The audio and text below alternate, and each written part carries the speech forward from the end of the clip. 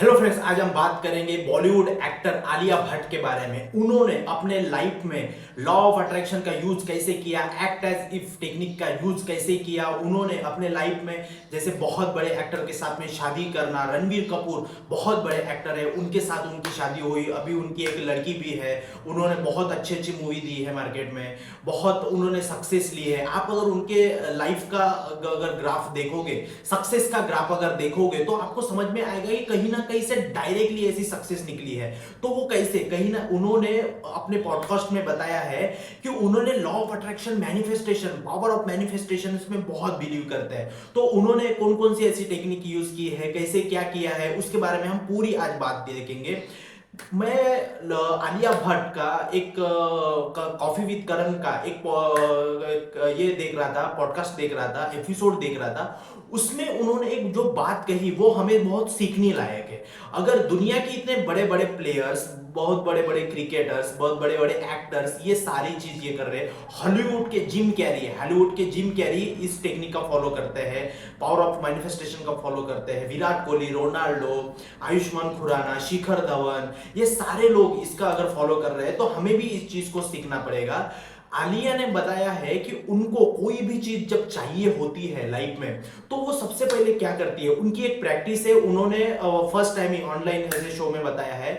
उन्होंने बताया कि उनको जैसे गंगूबाई काठियावाड़ी उनकी मूवी आई है, उनकी मूवी में, उस मूवी के लिए उनको बॉलीवुड का बेस्ट एक्टर का फिल्म अवार्ड मिला है। ठीक है, तो उन्होंने उस अवार्ड को कैसे अचीव किया उसकी उन्होंने स्टोरी बताई है। उन्होंने बताया कि वो जब घर में रहती है, वॉशरूम में जाके जो हमारा मिरर रहता है उसके आगे में, वॉशरूम में जाके मिरर के आगे में जो चाहिए होता है वो मेरे पास में है, ऐसा वो एक्ट करती है, ऐसा फील करती है। उन्होंने डायरेक्टली वो चीज बताई है कि उन्होंने बोला है कि उनको जब वो काठियावाड़ी, गंगूबाई काठियावाड़ी की जो शूटिंग चल रही थी, उनको ये पता था कि इस मूवी में मुझे सब कुछ मिलेगा, मूवी बेस्ट एक्टर का अवार्ड भी मिलेगा। तो उन्होंने ऐसा बताया कि मिरर के सामने thank you thank you thank you, मुझे ये अवार्ड मिल चुका है, मैं बहुत अच्छी फील कर रही हूँ। ऐसा उन्होंने 21 डेज 30 डेज तक उन्होंने वो प्रैक्टिस की है मिरर के सामने। तो जिसको हम मिरर टेक्निक बोलते हैं, एक्ट एज इफ टेक्निक बोलते हैं।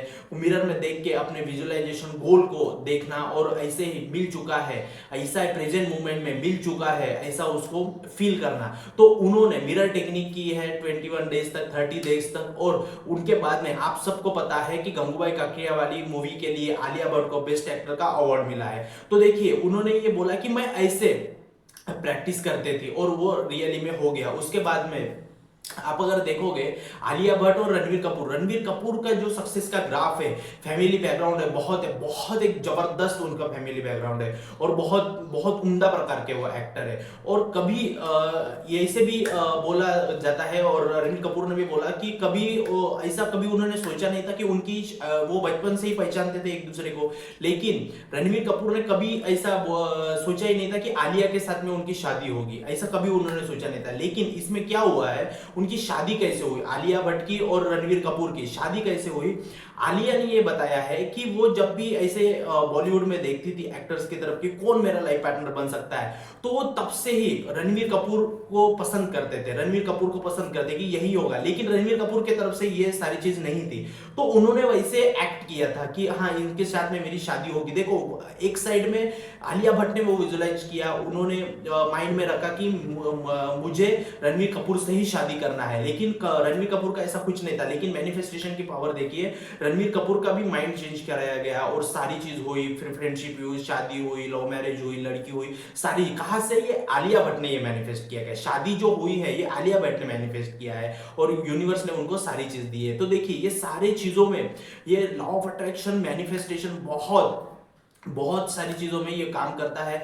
दुनिया के बहुत बड़े एक्टर इसमें काम कर रहे हैं। देखियो, शाहरुख खान जो आप दिल से चाहते हो वो आपको पूरी कायनात उसके तुमसे मिलाने की साजिश में लग जाती है, ये बाइबल का पार्ट शाहरुख खान ने फॉलो किया। मन्नत को ये अचीव करने के लिए उन्होंने लॉ ऑफ अट्रैक्शन को फॉलो किया। Shahrukh Khan purely law of attraction, manifestation में बिलीव करते हैं। आयुष्मान खुराना, शिखर धवन, रोनाल्डो, विराट कोहली, आलिया भट्ट, ये सारे लोग इसी का पावर ऑफ मैनिफेस्टेशन का यूज करके, स्मृति ईरानी, रिचा विद जिंदगी, ये रिचा अनिरुद्ध, ये सारे लोग लॉ ऑफ अट्रैक्शन का यूज कर रहे हैं, पावर ऑफ मैनिफेस्टेशन का यूज कर रहे हैं। तो ये देखिए आज हमने क्या देखा कि आलिया भट्ट ने भी अपनी लाइफ को पूरी तरह से कैसे डिजाइन किया है, ठीक है। तो निवल गोडाडी बोलते हैं कि we are a creator of own life. देखो हम अपने जीवन के खुद ही क्रिएटर है। तो इसीलिए निवल गोडाडी इतने लॉ ऑफ अट्रैक्शन में महान कोच रहे हैं, तो उन्होंने ये चीज बोली है। तो देखिए और आज हमने क्या समझा कि लॉ ऑफ अट्रैक्शन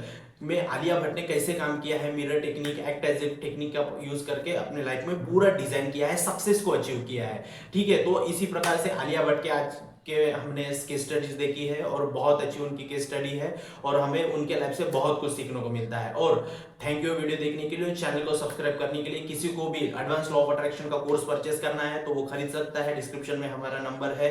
और किसी को भी पर्सनल सेशंस लेना है वो भी खरीद सकता है। वेल्थ मैनिफेस्टेशन का वेबिनार अभी चल रहा है, उसके भी रिकॉर्डिंग्स अगर खरीदने हैं, वेबिनार ज्वाइन करना है तो वो भी कर सकता है। पर्सनल काउंसलिंग लीजिए और अपने लाइफ में HRCM में आगे बढ़िए। बहुत बहुत थैंक यू। जय हिंद।